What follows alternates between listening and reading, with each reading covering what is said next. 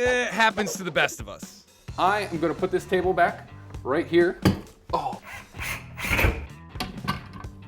Whew. Not every project goes exactly as planned, but for every mistake, there's a fix.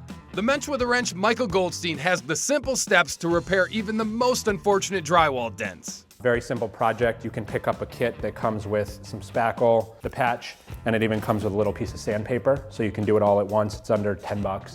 And we're gonna patch over it. For this little hole, we're just gonna fill it with some spackle, sand it down, and it's gonna be ready to paint. To fill this hole, we'll need the drywall patch kit Michael mentioned.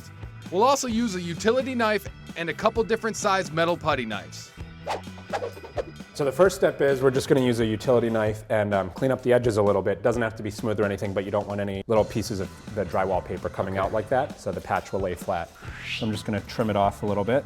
Take notes, I'm sure at your house there's a few of these. Yeah, there is actually. It says fits of rage. So this is just a patch.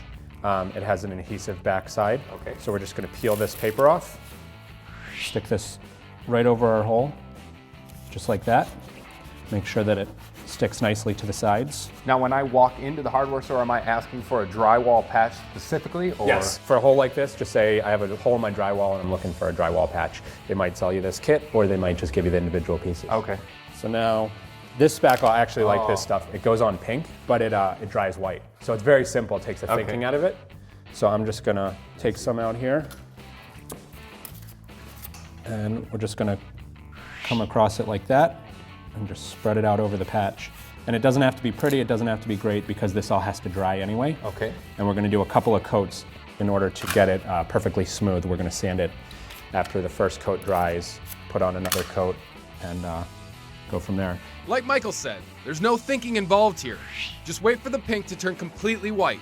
However, if you're not using magic color changing spackle, wait about 2 hours until the spackle is dry and solid.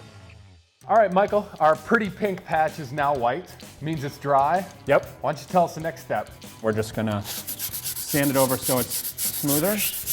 And then we're gonna do one more coat of spackle. And when you're sanding, you wanna try and feather it into the drywall. That's the whole idea here. So it, Little Farrah Fawcett hair, feather it over. yep, so it looks like it never really happened. So you can see now that we've cleaned it up a little bit, you can still see the patch coming through. So we're gonna put another coat of spackle on it just to get rid of this. Just try and hide it a little bit more. Sure. And then we're gonna sand it down again.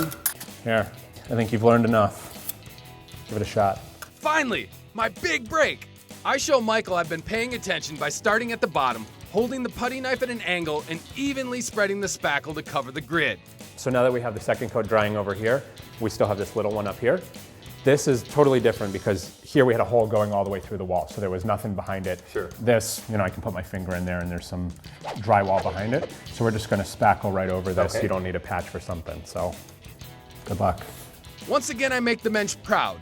I use just enough spackle to cover the hole, remembering that if I use too much, I'll spend all day sanding it down. The pink fill does its transformation, and we're on to the final step. We're gonna sand it down and feather out the edges so it looks like it'll blend in. Okay. You just want to give it kind of a light dusting. You don't want to sand too much in the middle. You want to get it smooth, but you don't want to go too rough because you don't want to bring out the patch. And you'll see remnants of the patch through here. You just don't want to be able to feel anything. And if we're in the inside, we'll add a little primer, a little paint. It's just one extra step. Yep. Now, are you confident that I can do these two by myself? I'll keep an eye on you. How's that? Well, I'm confident I can patch any drywall hole with a $10 patch kit in a few simple steps.